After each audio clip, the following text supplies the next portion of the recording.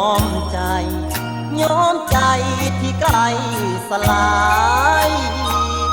วันแต่งการดาวันเสียน้ำตาของอายวันเฮาห้องไห้วันเขาได้คำเพลงอายจุดคนเข็นเขาเลยญาติแฟนไปกอดเขาวางสินสอดมากหลายเงินใบแดงๆส่วนอายนุ่งเยาว์ปีนกระเป๋าบ่มีจักเดงแพ้เขาหลายคุ้มคู่แข่งเขามาแหงอายเลยช้ำใจบอกเคยกินวันนี้สิกินให้ยาวบอกเคยเมาอายสิเมาฉลองความอายกอดขวดเหล้าขาวดีกว่าก็สาวหลายใจเมาเหล้าบ่ดน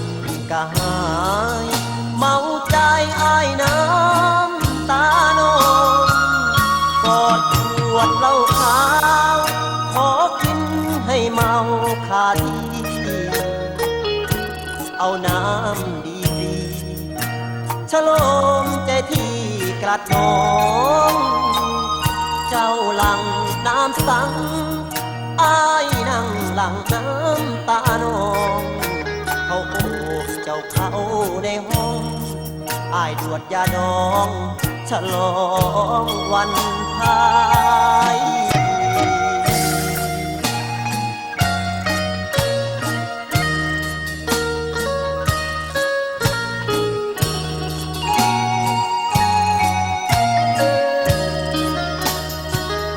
ขวดเหล้าขาวขอกินให้เมาคาทีเอาน้ำดีกรีฉลมเจที่กลัดน้องเจ้าหลังน้ำสังอายนั่งหลังน้ำตานอง